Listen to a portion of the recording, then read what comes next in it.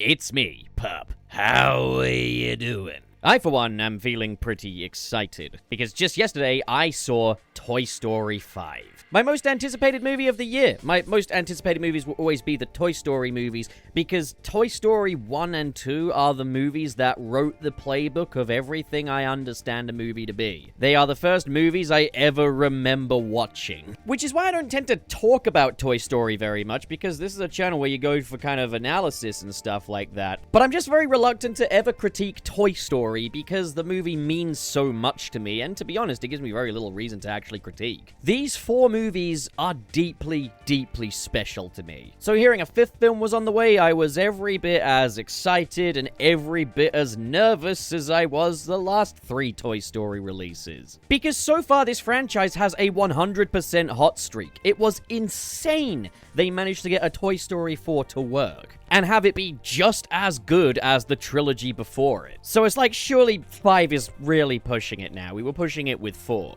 Is it safe to say we're well overdue a bad Toy Story movie now? But it is just like, is 5 gonna break the streak? Toy Story 3's ending clearly resonated with just about everyone, to the point where the audience decided that's the ending. But then if that wasn't final enough, you got Buzz and Woody parting ways at the end of Toy Story 4. So how the hell could a Toy Story 5 possibly work? You can argue it's unnecessary, but I would argue that films have never been a necessity, and that's part of why we like them. And I have seen that reviews of this one have been more mixed than they have for previous Toy Story movies. And when I say more mixed, I do just mean more, because people still seem to be loving this movie. But what do I think of the film? And I will, for the sake of the video, try and be a little bit critical here and there, but I will say I love this movie. Do I love it as much as the previous 4? Time will tell. But as it stands, this was another beautifully poignant entry into the Toy Story series. But it's not necessarily what you'd expect. This is the most unique Toy Story movie of the bunch, in that Woody isn't the main character this time. Which again makes it that much harder to compare this to the previous 4 movies, because those were Woody's movies. Toy Story 4 was outright Woody's movie. And I'm gonna be honest, I do think that Toy Story 4 and 5 should have had different titles. Something like, for Toy Story 4, Woody a Toy Story, and then for Jessie, you could have Jessie a Toy Story for Toy Story 5.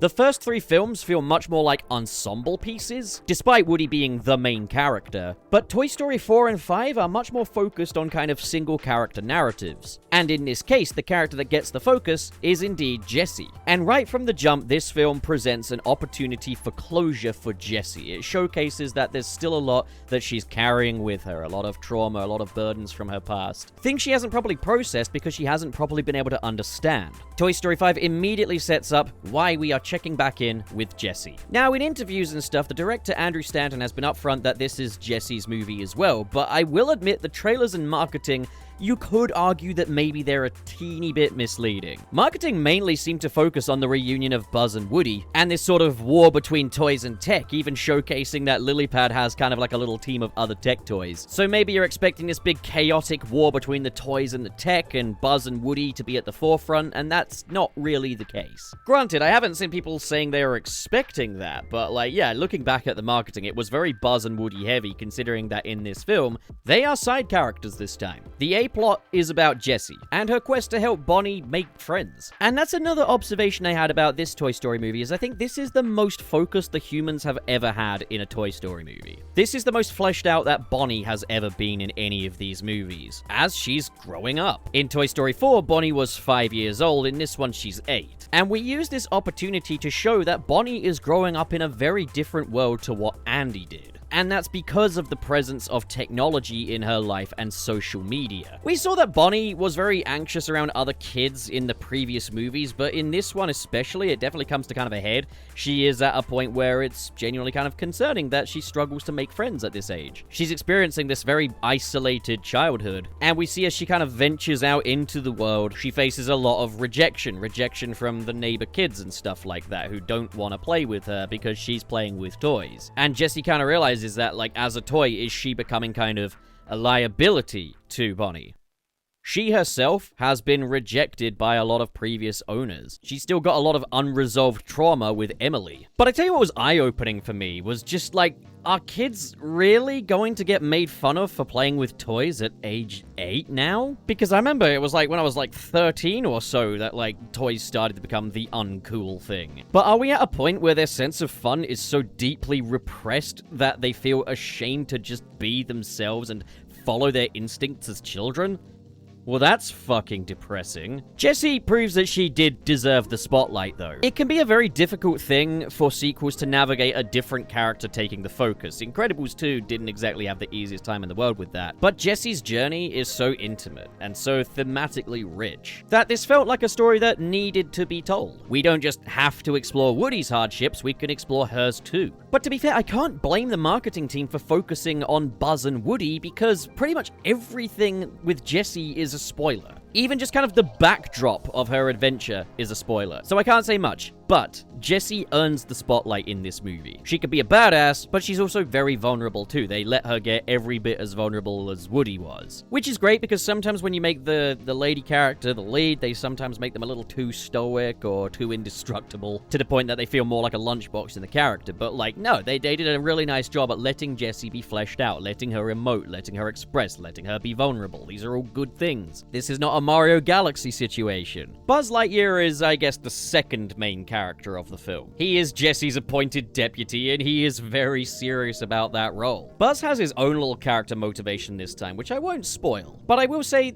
it was really nice. I didn't know they were going to necessarily go there, or at least go as far as they did, but I'm glad they did. This was really nice. Now, of course, with Jessie on her own adventure, Buzz needs something to do. Buzz has been put in charge until Jessie gets back, and naturally, he's eager to prove himself. But then Woody comes along. And so Woody has to deal with kind of being this elder stepping back into somewhere he left where the power dynamics have changed. And Buzz is experiencing a similar kind of disposition to what Woody did in Toy Story 1 because he feels he's been denied his chance to prove himself. This is a subplot that could so easily have devolved into just bickering like what we had with, say, Monsters University, but fortunately it doesn't. The two do still work together. There's clearly respect within that friction. But what's interesting here is that Toy Story 5 marks the first time that Buzz and Woody have spent the majority of the film's runtime together, since Toy Story 1.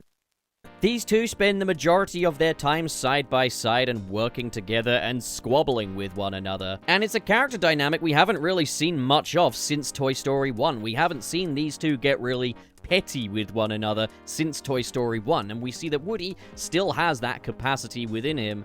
And so does Buzz. I mean, it's just human nature. There's also the subplot with the high-tech Buzzes, and they do converge into the main plot. But it was quite interesting because I don't think we've ever really had a Toy Story film have a subplot as divorced from what's going on as this. The lines do converge, but it's very late in the game, so you could argue that it's not as tight as the other movies, but I will say the way the film is paced, the way it set up the Buzzes and how it established them as kind of a background element that could come up later, this worked really well in my opinion. This does, of course, mark a bit of a tradition. This is the 4th out of 5 movies where you see a Buzz Lightyear that is still in Space Ranger mode. But the scenes of these Buzz Lightyears working together to survive are really, really fun. The Buzzes could very easily have been kind of the minions of this movie, and they are kind of the comic relief of the movie where the slapstick is. But you've got that substance there, you've got where they follow into the theme of tech versus toys, and the way they get utilized is really cool. Lilypad, as the antagonist of this movie, is once again that very three-dimensional character that you kind of expect from Pixar. Understandable motivations and kind of reasoning for her actions, but she's also quite bitchy, which is a nice change of pace. She's not a traumatized villain like Lotso or the Prospector or Gabby, but they still found a way to make her a very three-dimensional character. I've heard people saying that this is a tearjerker of a movie. I'm not really someone that cries at movies. Not like that's something I'd be ashamed of. I'm just not really much of a crier. So I'm probably not the guy to listen to for that. But what I will say is that throughout, this film is packed with emotionally resonant moments. But there's nothing here that is a gut punch like the endings of, say, Toy Story 3 and 4. And that's a really good thing. This is, to me, what Toy Story 5 needed to be. 3 and 4 both felt kind of like endings. I don't think you can really do an ending a third time, and it was nice to have one here that feels like it has a bit more continuance built in. The way we leave Toy Story 5 has me game for a Toy Story 6. It's still a story that has a lot of closure to it, but it proves that the franchise can keep going, and it doesn't feel like the closed book that 3 and 4 were. I will say, and this is like not even really even a criticism as such, but there was kind of a streak of every Toy Story film looking better than the last. I gotta admit, I think Toy Story 4 is the best looking one overall. It's largely thanks to the beauty of the backdrop of the Grand Basin, and you know, those carnival lights are always gonna look pretty. But I like that Toy Story 4 also had like a super shallow depth of field for a lot of its shots. It made the toys feel smaller. Toy Story 5, like, the animation is by no means a step down. In some parts, even more realistic. But I think 4 just had nicer cinematography, in my opinion. This film still looks incredible, but I just think 4 is the best looking one. That said, Toy Story 5 does bring a really cool new art style to the playtime scenes, taking place in a child's imagination. Really cool to see them experiment with this. I didn't think we'd ever get to see Toy Story characters in a painterly art style from Pixar, but here we are. Going forward, I will say I would like more time with the ensemble cast. I miss characters like the Potato Heads or Ham.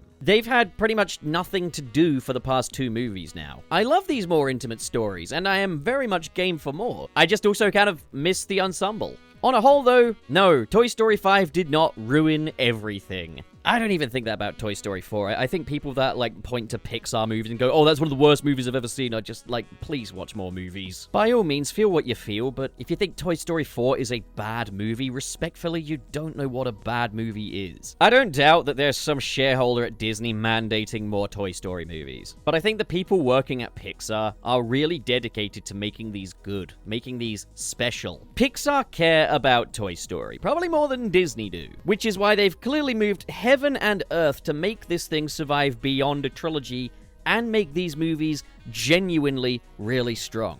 As it stands right now, Toy Story as a franchise only gets more beautiful with every new installment. 5 has proved that, so go see it. It's absolutely brilliant. We'll see how it stacks up with the other 4 movies at a later date. As it is right now, if I had to pick a favorite Toy Story movie, maybe it would be 2.